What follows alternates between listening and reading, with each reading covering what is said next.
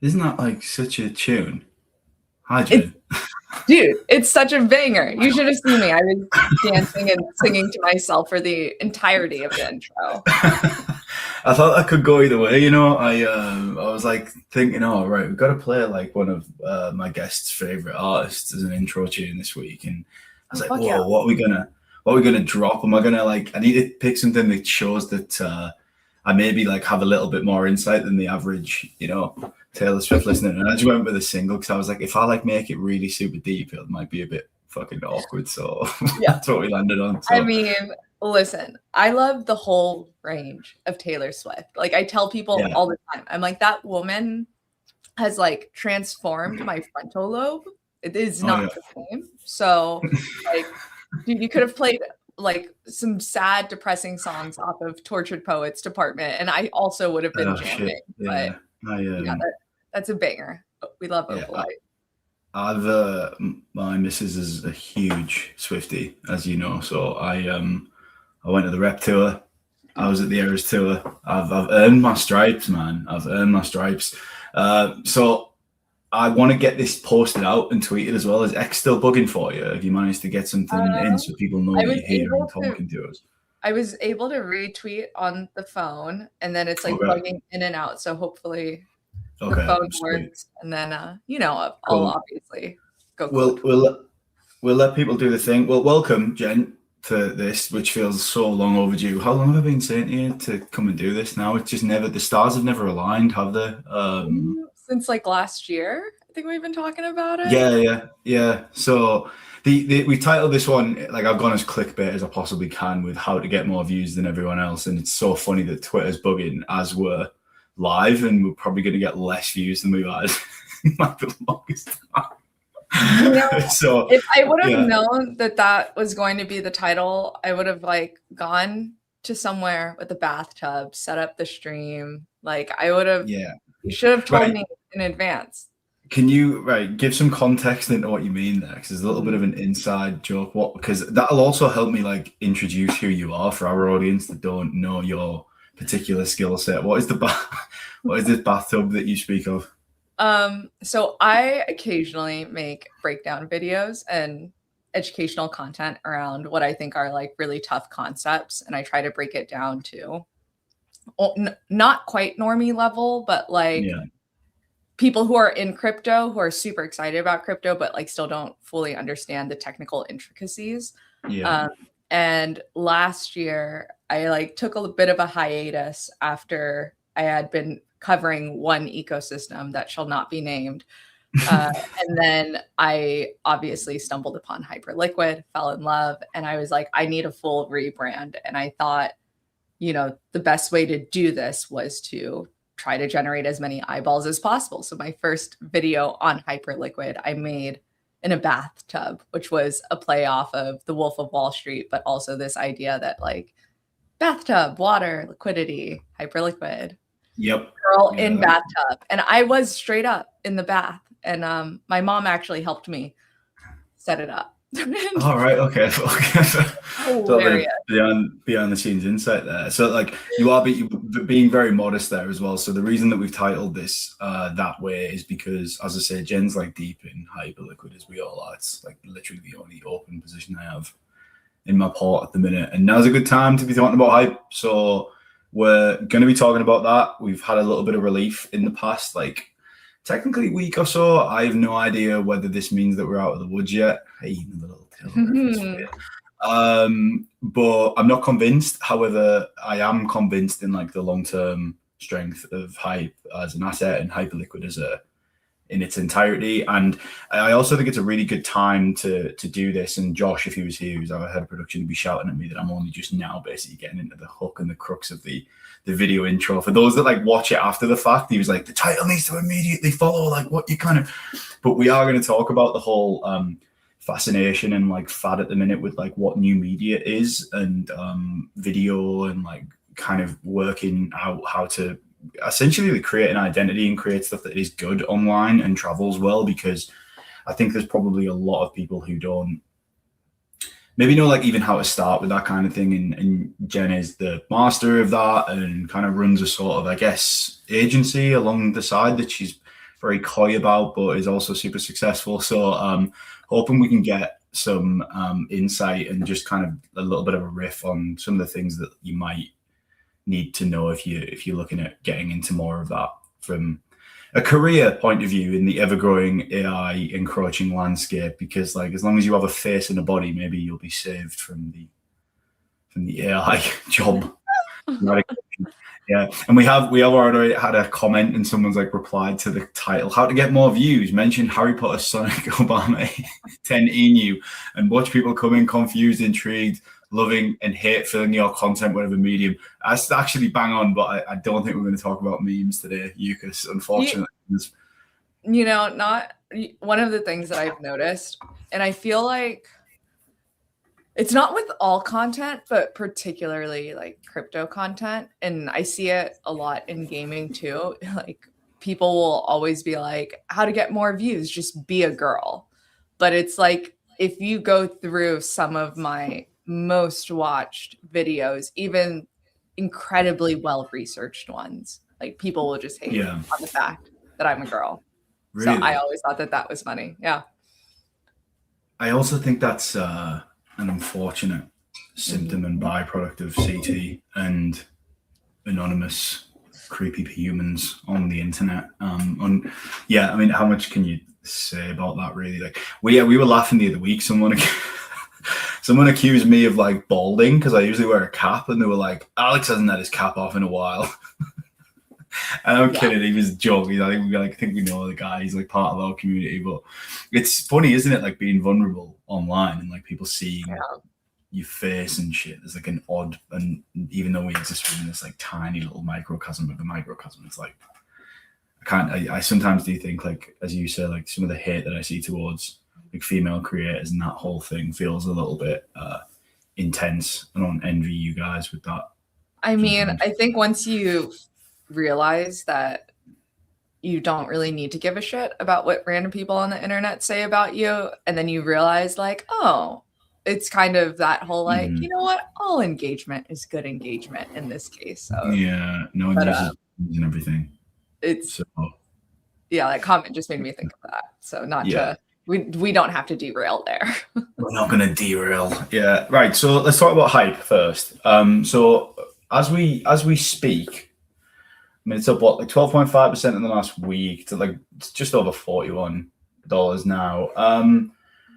You have been tweeting actually since throughout like January, February, March. I feel like I've kind of had you on a marker as well of like I've just saw you relentlessly like just buy and like from like sub 29 downwards, and then I think you like posted a victory lap tweet the other day saying like everything sub $25 was free hype, and I was like, fair fucks, Jenn, like tell them how it is. But like what do you think about it all at the minute? I mean, when we were and I'm kind of joking a little bit. I don't just want this to be a total Hyperliquid chill stream. Although I know we've got the Hyperfly sponsor on here as well, so I've got to give those guys a shout out.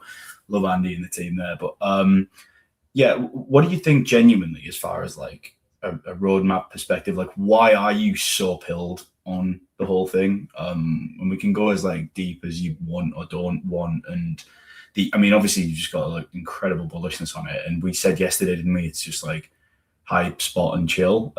Has that been your strategy for a while?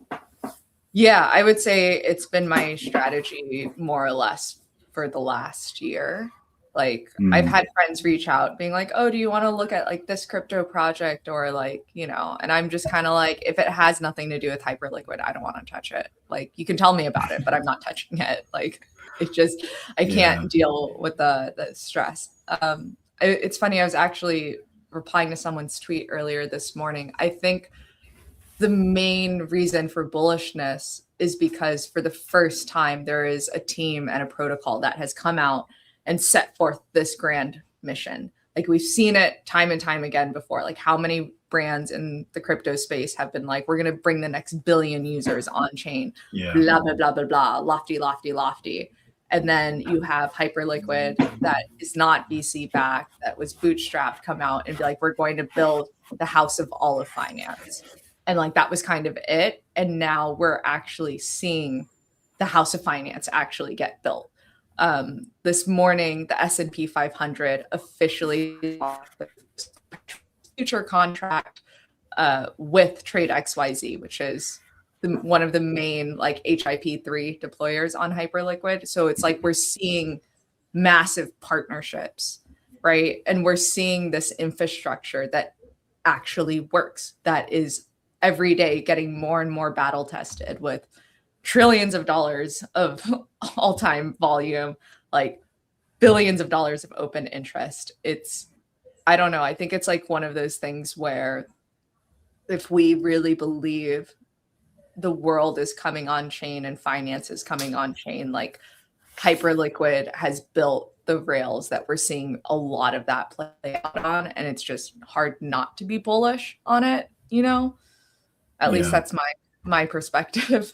And what do you think of like when we throughout like last year when Hyper EVM was going live and stuff, and it was my view on it at the time was it felt kind of clunky at first, and just to sort of navigate it from a UI point of view and everything. But I also think that element of like nascent, when something's shipped and it's like so nascent and new and fresh, there's an excitement that comes with that. And I always feel like there was an element of the industry that was almost like betting on it not working, because it was almost like, see, it's shit.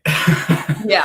It was like how do you view, like the way that might go, like for the Hyper EVM point of view? Do you think that would be like a continued space that people will experiment with, or what's your thoughts? It definitely will be. I think it's funny because on the FUD, I remember people being like, look, the transactions per seconds are shit and blah, blah, blah is shit. But like, it was very explicitly stated that like when Hyper EVM came out, it was, and still is, in alpha stage. So like you see the Hyperliquid team basically testing in production, not like full on testing, but like my understanding from speaking with all the builders is no one has inside edge. It's kind of like, they'll be like HIP3 is now in testnet. And then like a month later it's deployed. No one has any insight into that timeline except for the foundation. So it's like, one, there's this even playing ground. And I think the thing that, without getting too technical, what makes Hyperliquid incredibly unique is you have Hypercore, which is this very fast, performant order book. This is like the L1 that is being built. And this is like the exchange that everyone is familiar with. So you go on Hyperliquid to trade, you are trading on Hypercore. And then you have Hyper EVM, which is their on-chain ecosystem. This is where HyperFi and every other lending protocol, options protocol is building. These two like pillars of Hyperliquid, what's really fascinating is they can read and write information to each other simultaneously. And so like from a technical perspective, it's just something that it's an approach that we haven't seen before, and it's enabling new products to come on board. Like we saw kind of how it's being leveraged with like kinetic staking and or with kinetic and specifically K-Hype, the LST. So it enables new primitives to be built. We're seeing builders continually experimenting with it. I think people, I think, like to look at Hyper EVM and Hypercore as like two separate things, but really they go hand in hand when you think about the growth of the ecosystem. So it's going to remain an important thing to pay attention to, in my perspective. You did such a better job than me, of course, of like providing context there. I just assume that people know who listen. Like you, I think many of them do, if I'm completely honest. But it was, it was like a really good, like well-rounded filling in context of what I was talking about as well. And I saw this, and let's see. I mean, we've returned to our spiritual home of StreamYard this week, so let's see if I can share this. I mean, this came out from Shauna Devens, who's like one of the Blockworks researchers, and this was, I'm conscious of going over all ground here. My screen's going to share, but did you see this? It was like, even if, and I'm immediately jumping into HIP4 without kind of asking like what you sort of think about where this might go. I don't know whether you can see this or not. Here we are, it's pulling up now. This is taking some time today by the looks of it. I see. I love the Windows background. Oh, thank you. Yeah. It's I can take no credit for this, but it really gets the millennial in me going. This sort of like Windows XP thing.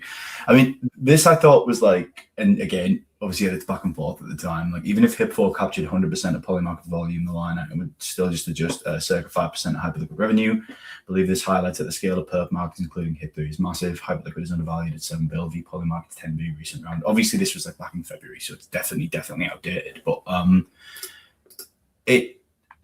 it's a tricky one in that I think that the amount of calls that we have with teams and like founders and marketers that they say it was like, we're going to be the next Hyperliquid and we're going to do things the way they did. And I'm like, oh no. And it's the reason that was probably not working is because Twitter's now crashed on me. It's bugging out hugely. And I think the reason that people say that is because people they struggle to get their head around something that hasn't been done before. So when this whole like real purist approach, like the buybacks, the no VC and everything that came around like that, it not only did it create like this incredible loyal pool of evangelists like yourself, the we're here. But it also creates like the counter, which is also true, where people are kind of like really gunning to see something fail, because it almost feels too good to be true. And like, how do you feel about that from from like a kind of neutral point of view? Like, what do you think about, like, because I have this view of, let me refine the question. If you're here in crypto, and maybe like this has done me like a disservice at times, like I think you should realistically want most things to win. Like we're a subculture and it's a massive niche. And I think if you are actively cheering for the downfall of anything, I would question your incentives. And I understand competitiveness and like, you're like, what bags do you hold? Exactly.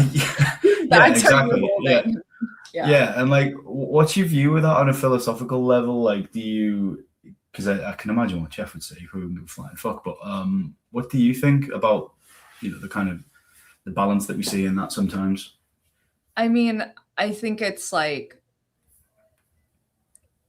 it's split into two things. I think one, as someone, I would very much consider myself a crypto native. And I think a lot of folks that are in CT are either crypto native or crypto first, where like crypto is kind of like their preferred go-to. Like, this is where I get all my financial tooling from.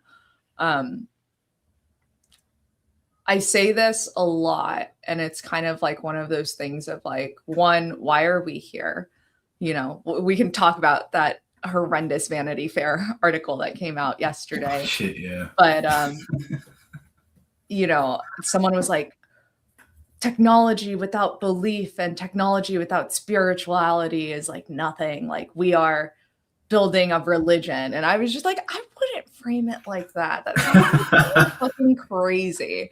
But I do think we are here for something different. I think like when we think about the financial system today and how it works and who it benefits, and like the clearinghouses and all the middlemen and the limited access and this this structure where it has been normalized that people have to ask for permission to access basic financial tools when money moves the world, when money is the determining factor of, do we eat tonight? Do we have a roof over our heads? Do we have food on our backs? Like, as a crypto native, and when I think about this, it's like, we're here to revolutionize an industry that hasn't changed in 100+ years. Two, if crypto, like, the world is moving on chain, like, period, like, full stop, because financially it makes sense for these institutions to slowly start leveraging blockchain technology, because it ultimately cuts operational costs for them. So they're able to cut the cost of running their businesses while maximizing their profits. And we live in a world that's like very capitalistic in nature, right? So all of it's going to go on chain, whether anyone likes it or not.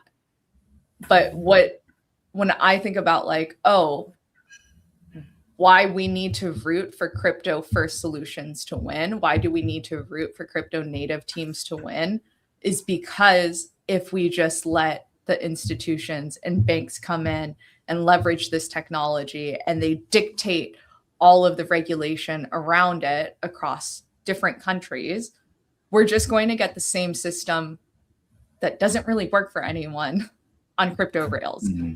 And like, this is why it's like seeing a team like, or not even a team, seeing a protocol like Hyperliquid have the success that it has is so fucking cool.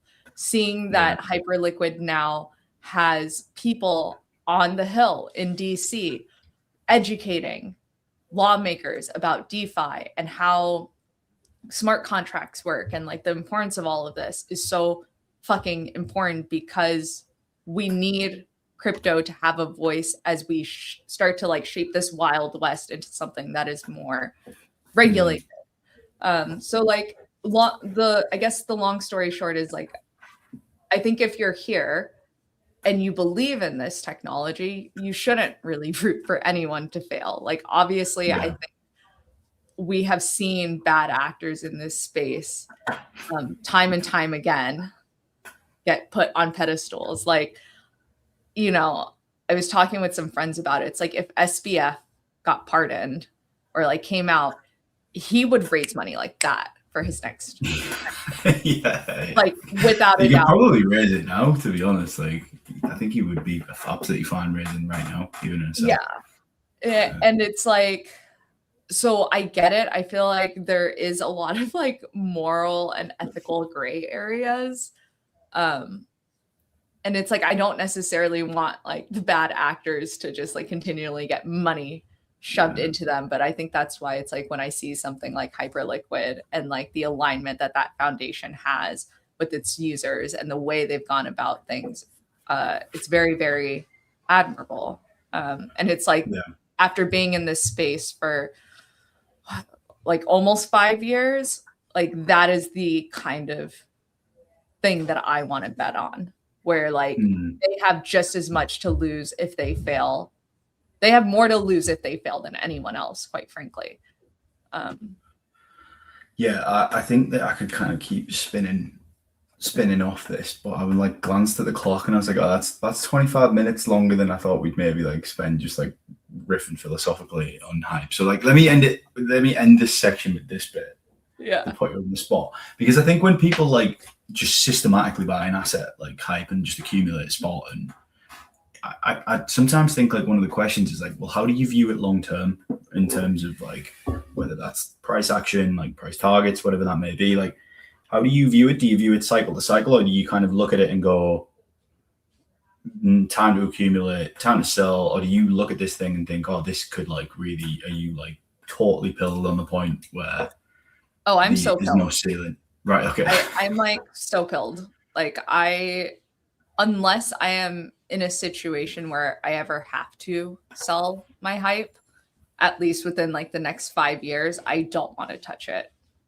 Like, I'll borrow against it. I'll do some DeFi shit. I'll fuck around with it. I'm not just going to like leave it idle, because I think that's also stupid. But this is like my retirement, if that makes sense. It's like, I'm like, let's see where it is in 5 years. Like, if my thesis is right, I'm going to be fine. I'm going to be a happy little camper, retired in my mid 30s. It's going to be great. Yeah, I think that's a hell of a clip you just provided there. I didn't even mean to set you up for it. Right, let's talk about video shit. Okay, so as we said at the start of the stream,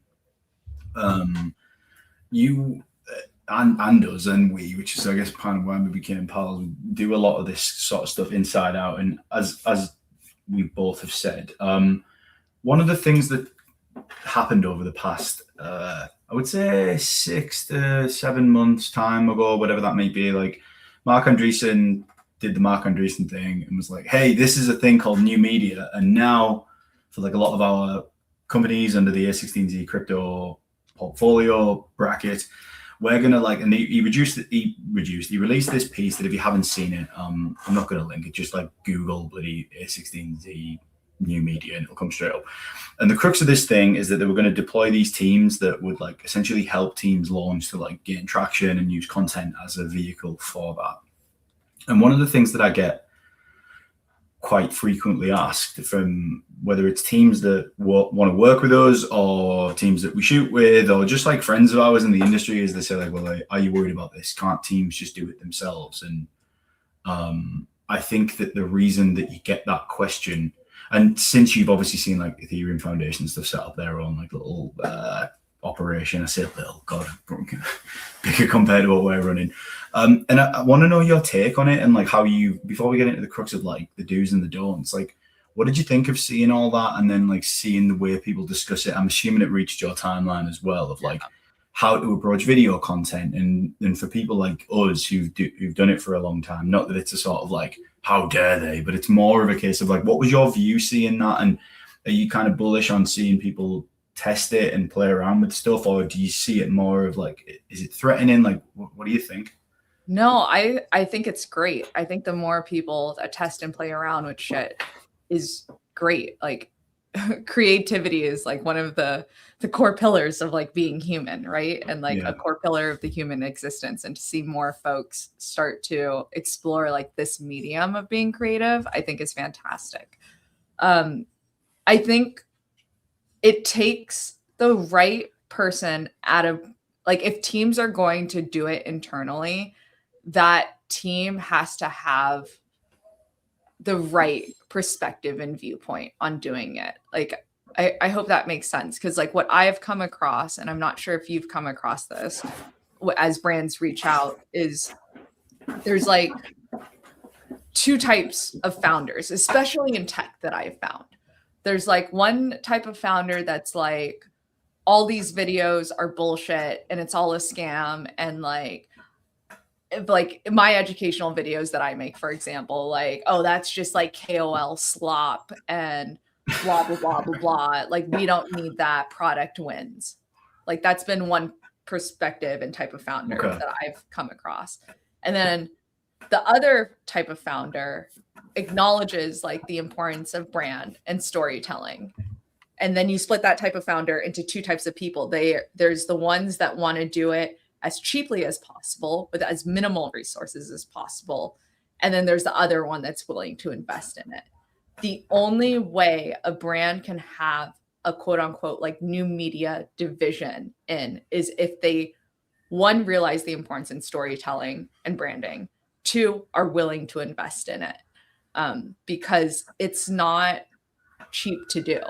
And like in my perspective, like the best quote unquote freelancers that you can find for this, you're going to have to pay them very well to go in-house, because the reality is they probably make a fuck ton of money freelancing and working across different projects, having their different networks.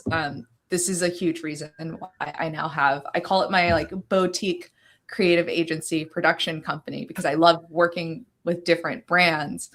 But it's like, I have no desire at this point in time to go in-house anywhere, because it wouldn't So yeah, I mean, I don't know. What are your thoughts on it? Like, how are you feeling? Because I think people are like, oh, well, why can't we just do that internally? And I'm like, you can, but you have to find the right person to spearhead it internally. You have to find someone who, and it's not just one hire. That's like the other thing. Like, people think that they can just hire a fucking like editor that knows his shit or her shit and is like insanely good at editing, but then they expect that editor to all of a sudden now become, you know, the creative director, the post-production supervisor, the production supervisor, the coordinator between blah, blah, blah, blah, blah. And it's like, it's like a team. And I don't think people realize like how collaborative content is when you're producing it at a certain scale. Yeah. Yep. I mean, there's a ton I could go out there. What it is for me is there's a general like knowledge gap in the way in this industry and in tech in general between like the perceived value of something and the actual cost. And it's quite odd in an industry like this, where I think people can be quite liberal with spend and you're saying we can't draw the Mona Lisa ourselves. Yes, that's exactly what you're saying. That's a comment from YouTuber. Yeah, that's bang on. So to pick up that point, there's a gap between the value of something and like genuinely just what it costs before anyone's even made any money on it, and like what someone thinks like this is how much I should pay for that. And like what's weird about this sort of like media is like the market determines the value of anything, right? Like just whether it's a like pair of sneakers or whatever it may be. And one of the things that I think this industry has to catch up on is there's a general lack of education between founders, marketers, even just content creators who like want to kind of get into this as to like how we actually do it. And there's like an imbalance between what they're handing dollars over for, because a lot of like what we do is completely intangible, to the point that it's quite odd really. Like tonight we've got a event in Lisbon, like an open claw thing where we just sort of spun it up last minute. And one of the things we'll say to teams is like when we shoot with them in person, we like say like, look, this is like realistically like how these things perform. Like this is the shoot. It's a three-man crew. Like we supply the lighting, we do everything. We'll book the venue. We will do the positioning, the narrative, all this kind of stuff. Just show up. And then they're like, sick, how much? And then you'll quote them and they'll be like, why? And then an event where it's the difference between like 50,000 people seeing something on a timeline and 100 people being in a room, they're like, fucking yeah. Dude, I was just like, as you were talking about that, I was like, God, the amount of money I know these companies spend to quote unquote sponsor these events. Yeah. Versus like, yeah, it is. Yeah. And I'm like you, I'm overly bullish on creativity in general and want to see more of it and more people experimenting with stuff. And I think that if we use the Ethereum Foundation thing as an example, there has to be, as you quite rightly said, a buy-in from a team to put money towards something that they can't quantify what they're getting out of it from a value perspective. And I know that sounds like a bullshit thing to throw away, but like brand creates perception, and perception is everything. And if you can create a perception of something that looks and sounds and is a certain way, then you can't really put a value on that. And the issue we get is you are seeing more teams now run towards trying to do a lot of the stuff that you're producing or we produce, and then lacking the understanding of what it takes to get it over the line. And I think we'll get there, because how can we not? It's been done in the real world since the beginning of time. And I think we're just, even though we're kind of like first adopters of things, we're also like weirdly slow to a lot of things that are quite normal in the real world. And I also think a lot of people don't really understand the depths of like creativity that go into these kind of things. Like, at the top of the stream when we were talking about the way you did that first video with like, this is why I need to do this in this way. And there's like multiple layers to it of why it will work the way it works. We spend a lot of time trying to drill that home to people and say like, look, this doesn't just happen. I wish it did, but because you just see the end result of it, I think it's a classic case of like, people see things on the internet, and because they're exposed to it every day, there's a fallacy that they could just do it. Yeah.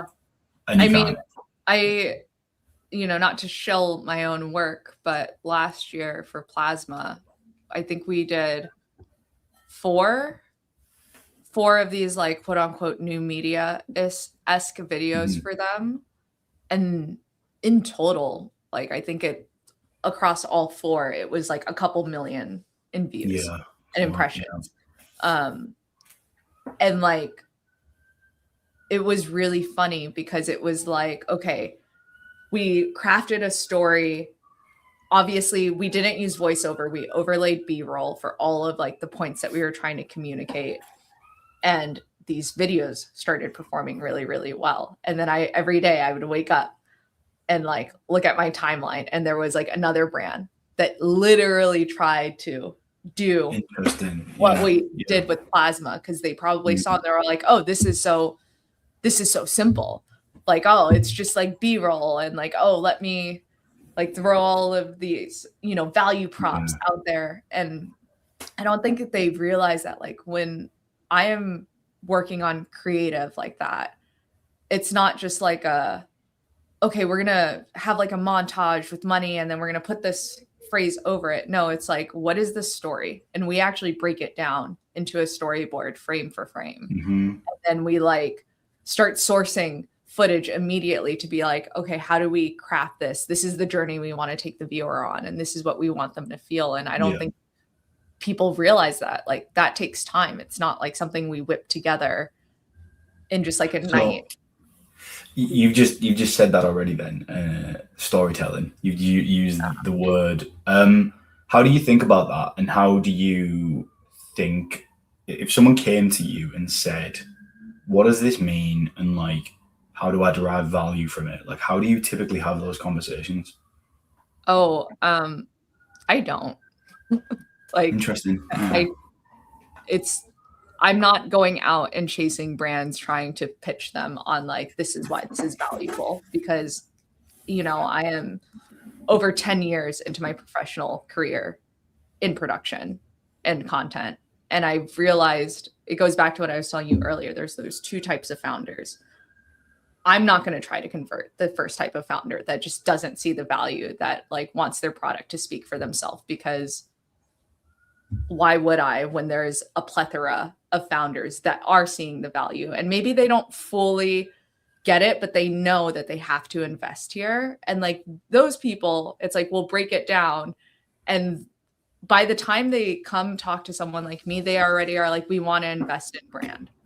We really want to make sure that people get this feeling of what our brand stands for and what it should be.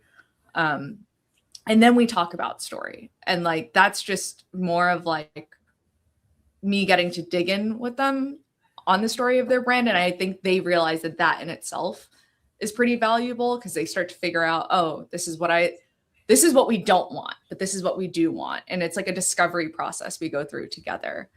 Yeah.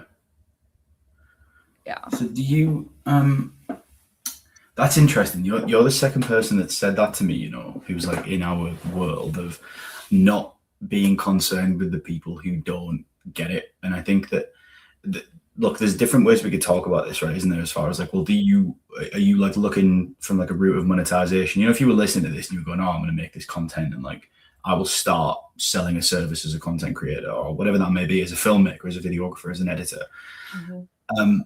And it all fundamentally comes back under this umbrella of like brand growth, right? And like positioning and storytelling that I've just said. It's growth and marketing from the brand.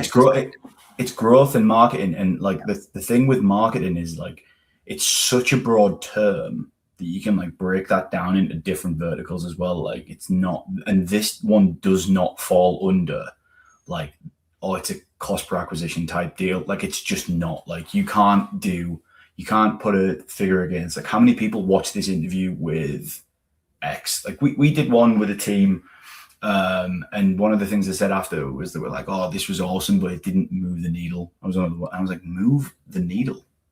What does that mean exactly? And it's a weird thing in crypto, because it's like it could mean anything. It could mean like that it moves a token price, or that it's like, and that's why we say now, likewise with you as well, I'm not interested in having a conversation with someone if they're like don't understand the value before we've even like kind of come to the table on something, because it's like that could be so broad that if you don't have an exact reason that you want to do something with a certain someone or with a certain team, then you kind of want hiding to nowhere before you've even started. You know what I mean? Yeah, for sure.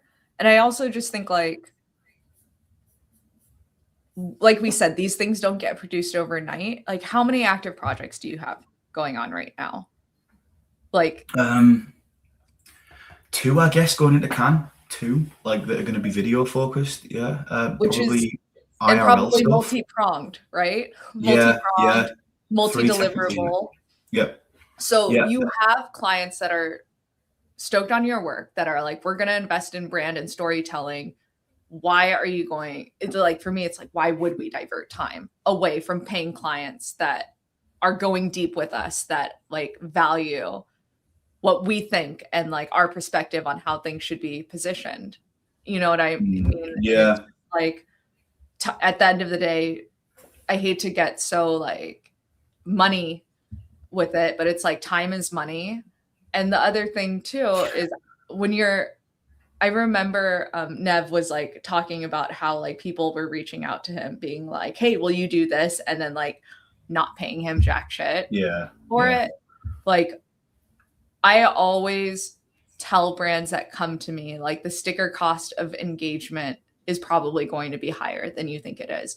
But you know what else I do? I give them a line item breakdown. I'm like, this is the cost for my time because this project will probably take about 3 weeks. Like this is me ideating with you, strategizing with you, executing and managing everything, making sure it's executed. We've done other projects like this. It's going to take anywhere from 35 to 40 hours. This is my hourly rate for my editor. It's my hourly rate for my animator. And like, I give them the line item breakdown of the cost and why it ends up being where it is. And it's, you know, I don't like fluff my budgets either. I'm like, this is the cost. Like you get what you pay for. And I think like the brands that see that and then go through the process they always come out at the end being like, cool, we're going to do something again. Because I think they get it. If that makes sense. Yeah. It's a funny one too, because and we probably go too far down the other route where we'll say to a team, like whether we're streaming or like whether we're shooting or whatever, and if we kind of I usually have like some red flags, like where I'm like, I'm not too sure about it. If like they want like a direct quantification of how will this perform, and I'm like, no idea. Completely. There are so many ways that could define like how this will do well, like whether it's on a timeline. And again, like we've literally titled this stream to just pull people in how to get more views than anyone else. But there really like actually isn't a guarantee, I've found. Or do you disagree with that? Or do you like, is it horses for courses? Is there a way that you kind of think from like 0 to 1 of like how to make sure that this thing at least comes out the gate strong? I think it depends. Like I always say this, it depends on the creative. Like there might be some pieces that if a brand comes, we will intentionally carve out a moment in the story where we're integrating like their other brands that they work with and their partners and their ecosystem. So that way, when they do release it, there's this natural amplification that comes from partners. Like there's like little things like that I'll depending on what the goal is for the brand, we will incorporate that in during the storyboarding process of like, oh, cool. Like this will be a moment where we highlight and feature this. But yeah, I think unless I guess the other thing too that I'm realizing is I think it's a little different for you and I. Like I specifically do like these brand pieces, right? Like I'll do talking heads. Like I've produced quite a few talking heads, but it's like if a brand is coming to me to do a talking head, it's because it's a content need within like a broader strategy that they have. Versus like streaming, right? Because they're like, oh, well, how many views do you expect this to get? Like, what is your audience and demographic? I think they have a little bit more things that they can drill. It's the difference between providing like an agency service to like produce something versus like working collaboratively on like something that might be going out into the wild that like is both names attached to it. 100%. It's like your media, your production and media, but I guess that's the difference. It's like Blockmates production and media, whereas me, it's like it's more production and advertising. Yeah, that's completely. Yeah. Right? So what are you what is, if I'm trying to think of like a kind of philosophical thing that I could ask you about, like typically we never really do much prep for these. I just like bring people on I like and riff with them. If someone like comes to you and is like, look, like we don't even know where to start with this. Like you're a team. Let's do this from a team point of view. And you're like, you might be a marketing rep at a team, and they say, we don't know where to start from an angle point of view. We know what we wanted the messaging to be. We know what we think the USP is, why we built this entire thing. How do you go from that? What's that first step to like actually building something for someone that you think? Like, how do you have that conversation? I try to get on a call with like obviously the person that reached out, but more importantly, someone who can like very clearly explain the mission and vision. Because like the person who reached out can normally be like, hey, we know we want to do this. We don't, like you said, we don't directionally know, but like this is the broader context in which this will roll out into, right? So you right there, like that's a data point of like, okay, like maybe it's a product launch or it's a feature launch that's going to like kick off some big marketing spree for them. But like for me, it's getting on a call with the founder, like usually the founder or a co-founder, to really understand the mission and vision, because I think that dictates the story that you tell. Like who's the audience that's more important for you to reach? Like a crypto native first piece of creative to me looks very different than we're trying to go after a consumer. Like you should be able to show this to your partner and they have no idea that it's crypto. That's interesting. Let's go down that route, because like, so right, where's the direct difference there then? Because when we talk like crypto native type production stuff versus like something to drive consumer, I think there's a complete mix up for technically, like some people view that as like projects producing content or marketing material, collateral, whatever that may be, as a way to essentially like promote, could be token price, which if you speak to any team in the industry, it's like the actual opposite that they try. Many of them feel like held to that because it's sort of like, shit, we're laden with this thing that basically overshadows our entire operation.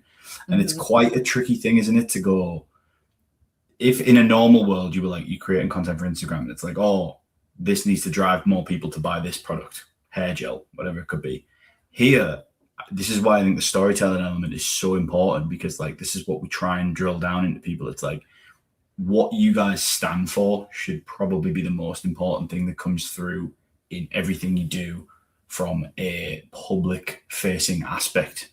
Does that make sense the way I phrase that? Yeah, for sure. That's why I'm like, it's great. Whoever reached out is great. But if it's not a co-founder or like the CEO, it's like, I still want to get on a call with the co-founder or CEO, because it's one thing to read it on the website. It's another thing to get 30 to 45 minutes with someone to be like, why is what you're building important? What's at stake if you guys fail? Because like, oh, go ahead. I was going to say it's decision makers as well, right? It's but like, if you look at the first few videos that Plasma put out, it was like, creative 1, money moves the world. Creative 2, the system is not for us. Like creative 3, like money is freedom. And it's like the messaging there. Like I remember showing it to my partner and she was like, oh, this doesn't feel like it's a crypto ad. And it wasn't supposed to, you know, versus where if the priority is going after like crypto first people, I wouldn't be so hesitant to be like, you know, faster bridges or using more specific terms versus money that moves at the speed of money that moves at the speed of the internet versus bridge 1-to-1. There's like definitely a more polished version of bridge 1-to-1, but it's like you start to, how you do value props starts to change and adjust depending on the audience you're going after. I think, you know, and this is sort of a nice segue into the next part of the conversation in general. Like one of the things that we talked about, in the 26 thesis, like every year we'll like write a thesis piece on like where we think things are going. And like I would say in the last like year, 18 months, it's quite clear that like tokens are failing, but crypto is winning, right? From like we are going towards this place, and whether people like it or not, and the confluence of AI is making it even more extreme, where crypto winning means that it does fade into the background to a certain extent as far as like the infrastructure and the rails. And like I'm hearing it more and more often with teams where they're like, we're not going to specifically call out the tech anymore. Like even if it's like privacy tech, they're like, oh, no one actually cares how the sausage is made. They just want to know what this empowers. Like what does this thing exist to do.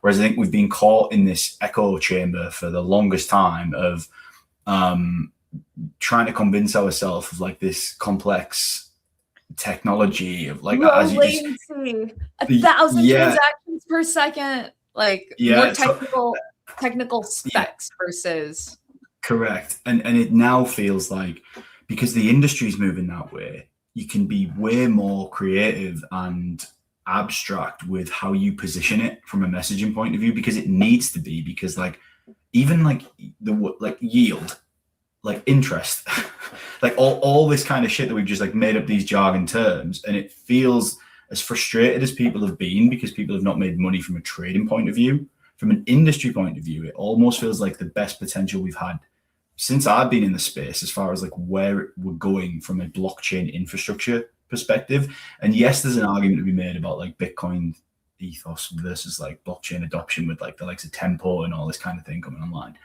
But I definitely think that means that if you're into crypto and you're a real like crypto native geek and you like love this kind of thing that we're talking about and you want to be doing more of it, you've got a better opportunity than maybe you've ever had ever to just create like more otherworldly stuff and be experimental with the way that you market things, because you kind of have to be, because no one's going to care as much anymore as they did 2, 3, 4 years ago about the complexities of how a protocol is built. Does that make sense? Like it's all about like what the user gets, or like why this thing is a success from a B2B angle even.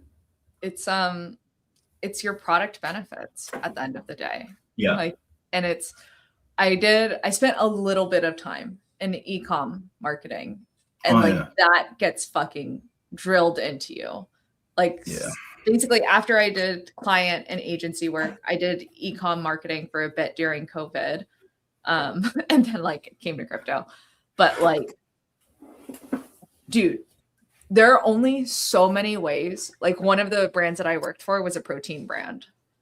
Okay. And there are only so many ways that you can sell protein. But the calls that we would have 3-hour calls going over website copy, battling out the different A/B messages that you're going to test. And it's like, it always came down to product benefit.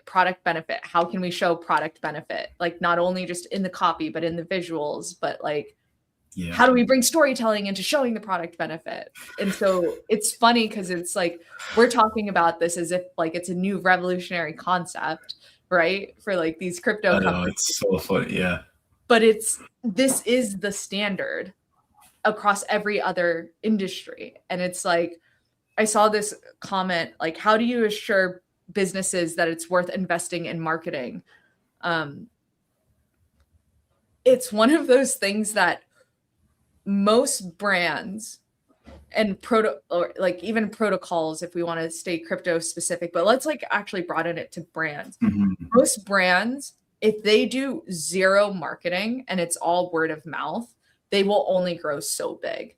And there's going to be a point in time where they need more eyeballs, where they need to expand their top of funnel. And traditionally, the way you think about that is content. Can we get user generated content on social? Can we like keep feeding this word of mouth vehicle? And then like once that grows, they will start to invest in paid ad campaigns. And like, depending on what you're marketing, it's like you could do a UGC strategy for that. You could do an influencer strategy for that. UGC is like trending where that wins. But then it's like, and then if they scale even more, they'll run all of those strategies on top of doing something like a Super Bowl commercial. Yeah. And I don't think most Super Bowl commercials that are like filmed, because I know producers that have worked on them, you're looking at budgets in the millions of dollars to just produce the piece of content. And like, it's crazy. That is the normal. That is the usual. Like, And people are like, oh, AI is making it cheaper. AI is like going to kill Hollywood. But it's like, it's not. Like all of these companies, all of these VFX companies and like whatnot, they use AI as a tool to accelerate some of the process. But like, there's a reason why. Sorry, I'm like just ranting. I don't even know what my no. It's a valid point, because what I want to jump on is because you brought up the Super Bowl thing and ads in general. We are recording this today on the backdrop of the Vanity Fair article coming out yesterday. So you brought up the Super Bowl ads, right? Mm-hmm. And this year, obviously, there was the infamous thing that happened with where Coinbase ran the ad. Did you see it? And it came up, and it was like it was like everyone's sing along Backstreet Boys, like, and then it like all the actual funny thing that came on the back of it was the people that were watching it at home, and then like when it showed up Coinbase, people like literally like booing the TV and go like, oh, fuck that, fuck crypto. And it makes me think like, I don't know, Henry, is this screen pulling up? I don't know whether it's just like lagging like hell today or what. There we go. So this brought me to think about the optics problem that we have with crypto as a whole, right? And everything we've like been talking about now, and like how this should run better and everything. And then this appears, which like honestly thought it was a law. Looks like a kind of like almost a Gossip Girl parody. Dude, it's Vanity Fair. Yeah, it's Vanity Fair. Crypto's true believers demand to be taken seriously. They party like rock stars, search for aliens, practice survivalism, and sometimes showed up without shoes. Then crypto winter came, which is just the fucking worst term in the world. And they lost billions. Clara Muller talks to the zealots who are holding the line. What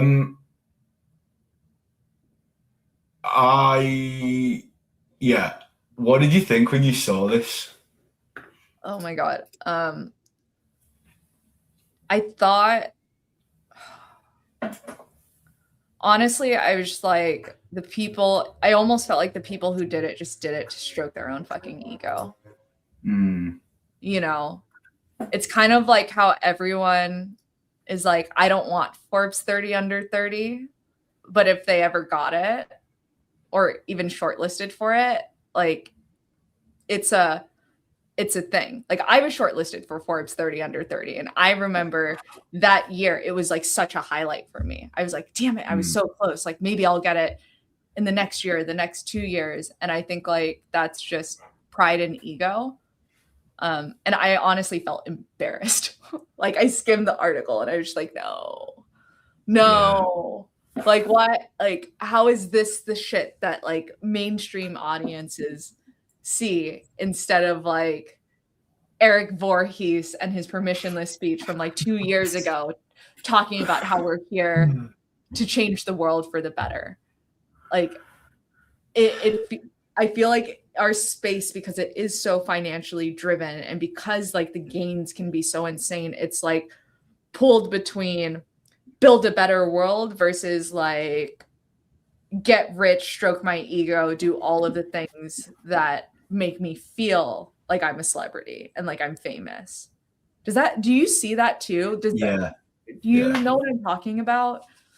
Yeah, I think the concern that I have is I'm not sure how we ever, because it's such a, you know, like being in media, like that performs well. Like you're obviously gonna like bad news sells, right? And why would like this is a much more seductive article to post, especially in the backdrop of the political, like the global political climate and the way crypto is being used as a pawn in all of that in the last like year or so. And my concern is I just don't think you ever get away from that from an optics point of view. And I think that maybe the days of like the get rich quick things, I think are probably long gone, like memes, all that kind of shit. And the only kind of hope that I have with it is that in time, like, you know, time heals all wounds and all this kind of shit. And even as I scan the article, there's like talks of like the UAE and Dubai and these people fleeing there. And dude, one guy was like, in my free time, when I'm not partying on yachts, I'm jetting around the UAE. Like that is in that article. Like, yeah, like I don't know. Because obviously you got like Kathy Wood in there and Danny Ryan. And it's like it's really, really tough because it's Vanity Fair, as you say. It's super aesthetic. It's very well done. I haven't read it. I'll skim through it, but it's just a bad look, isn't it? It's and I can't see a point that we won't get that forever with the term crypto and like where it goes from. And I think the only way it goes away is if it fades into the background from a blockchain point of view. Well, it's also like, how did they find these people? Like Kathy Wood, sure, the OpenSea duo, Yeah, I guess, but it's like, you know, not that, but it's like, where is Brian Armstrong? Where is right. Jeff from Hyperliquid? Where is Eric Voorhees? Where are the builders? There was only like one in there, and then it was like a market maker and like da da da da da. And it's like the people holding down the line are the fucking builders, you know? And so I do think in time, I disagree with you. I do think in time we'll be able to get away. Yeah. And I also think there will always be meme coins and shit that like people use to try to get rich fast. Like it's always going to be around, but I think like it's just not going to be the main thing in 10 years. Yeah.